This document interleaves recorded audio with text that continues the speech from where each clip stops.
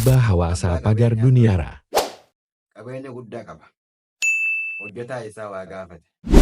Maal jedhee gaafate? Qabeenyi kiyya kun gisee wal gubbaa gaayan hagam takkanii guddataa jiru.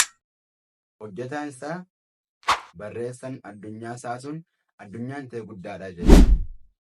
Hayyee hagamni gahaa jee abbaan manaa gaafate. Hanga habbuuqqaa takkaanii gahaa jee.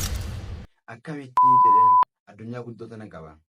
Osoo har'aan kana kaatee barahaa gammoojjii bakka bishaan hin jirre atiin kun dheebottee bishaan dhabdee osoo bishaan kana amma kan argattee si obaasuudha gandi kun kadhatte.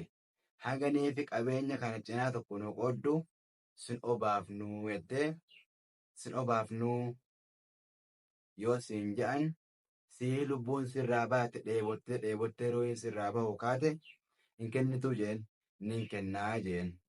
Ammas achaa dabarru osoo ni jechuudha fincaan sirraa bahuu didee fincaan kun si muddee sirraa bahuu didee kaatee mana yaalaa deemte. Qabeenyaan kee haga hafe haga san nuuf kennitu sirraa hin baafnu yoo siin je'an si hiiduutti jiru hin kennitu jeen nin kennaa jeen. Addunyaan tun dhumatte moo hin dhumane? Yaa abbaa waa qabu, yaa abbaa qabeenya nama hin tuffatin.